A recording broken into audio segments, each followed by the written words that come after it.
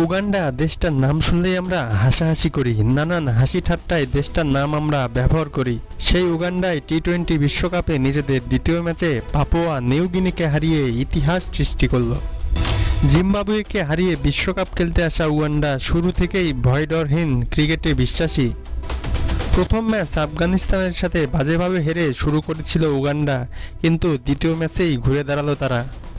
গায়ানার Providence স্টেডিয়ামে slow উইকেটে প্রথমে ব্যাট করতে নেমে ৭৬ রানেই অল আউট হয়ে যায় পাপুয়া নিউ গিনি। জবাবে ব্যাট করতে নেমে উগান্ডাও খেয়ে হারিয়ে ফেলে ২৫ রানেই ৫ উইকেট হারিয়ে ফেলে তারা। তবে এক প্রান্তে শক্ত হাতে হাল ধরে উগান্ডাকে জয়ের ধারে পৌঁছে দেয় রিয়াজ আচ্ছা। ৫৬ বলে ৩৩ রানের এক মূল্যবান ইনিংস খেলে রিয়াজ আচ্ছা।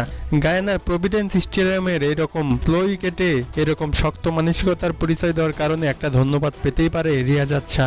বিশেষ করে বিশ্ব ক্রিকেটে এরকম একটা মঞ্চে ধৈর্যের সহিত এরকম একটা ইনিংস খেলা একটা সাহসের ব্যাপার, একটা ধৈর্যের ব্যাপার। তাই এবারের বিশ্বকাপে উগান্ডা তাদের দ্বিতীয় ম্যাচেই জয় তুলে নিলেও আমরা কি পারবো, বাংলাদেশ কি পারবে তাদের মান রক্ষা করতে, সেটা তো সময় বলে দেবে।